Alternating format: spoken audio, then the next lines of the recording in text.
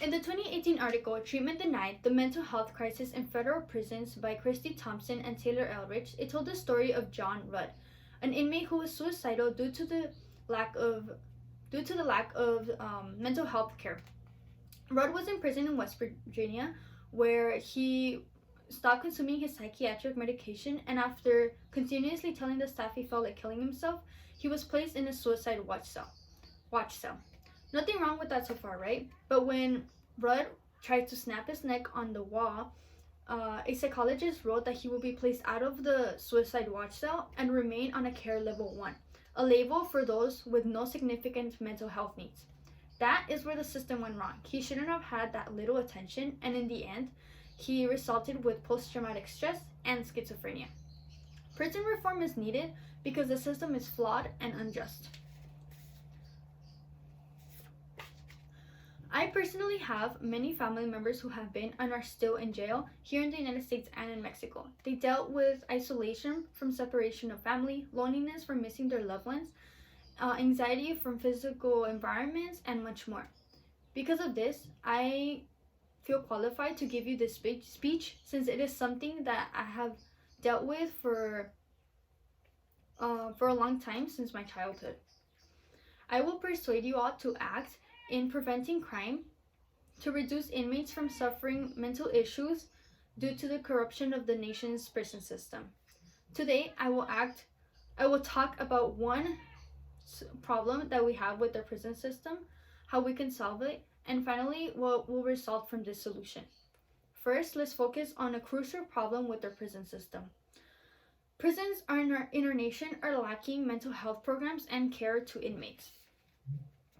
Inmates in the United States are dealing with mental health issues but are not being treated. They are instead being ignored and punished at times for their suffering.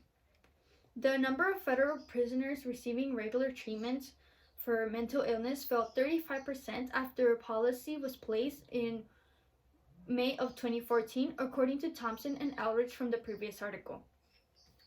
And according to the National Alliance of Mental Illness, despite constitutional rights for individuals who are incarcerated to receive medical and health care, nearly 2/3 of people with mental illness in jails and prisons do not receive mental health care treatment.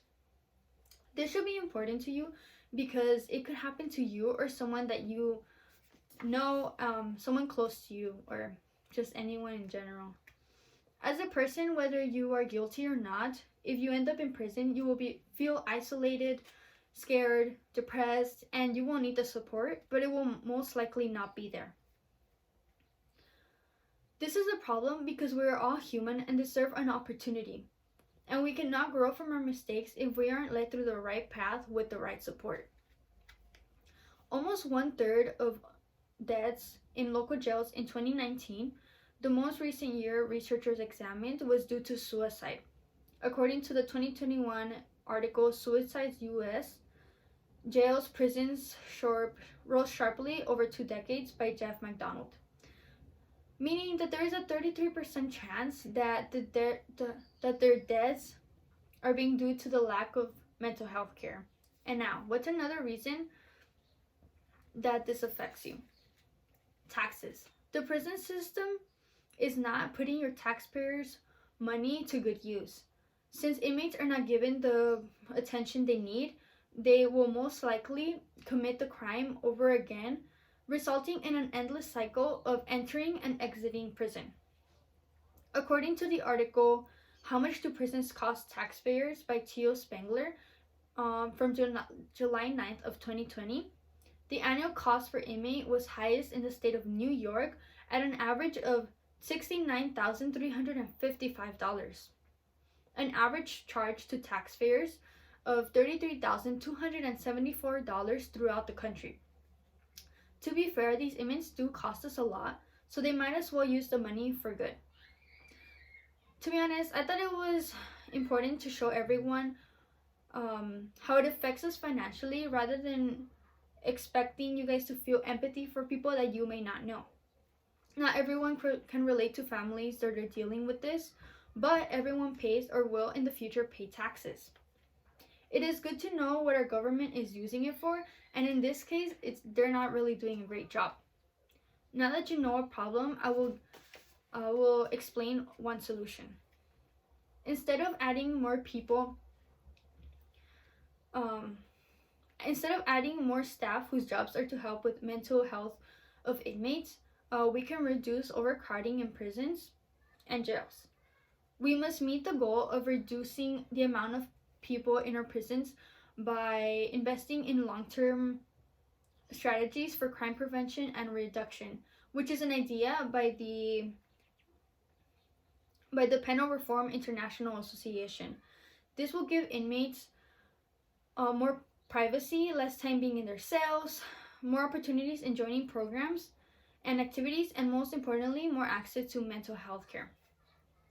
Going straight to the root of the problem, prevention and reducing crime can be done in many ways, but let's focus on community commitments. And this is where all of you can come in.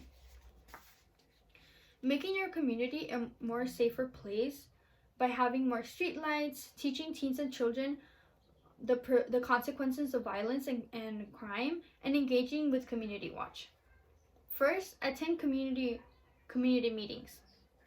Here, you can use this class to build a persuasive speech to persuade your community in having more street lights and having more community events in general.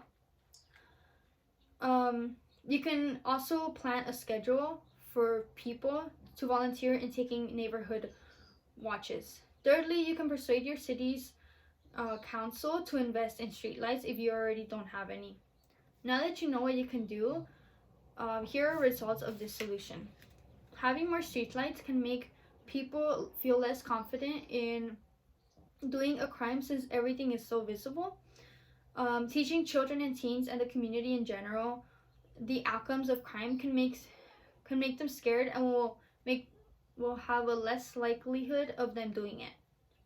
Engaging in Community Watch will give you a better view of what is normal, giving people less of a chance to break into houses, and they will less likely feel the confidence of achieving the crime. As a result of all this, less crime in all communities means less people in jails and prisons, meaning less overcrowding and more mental health attention for those who need it. If we don't adopt this solution, then people will suffer mentally from the key factor of overcrowding.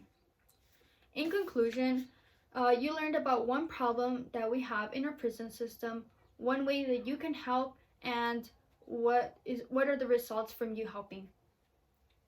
Little things really can make a difference. Let's help prevent people from suffering mental issues. Let's help prevent people from the issues in prisons in general.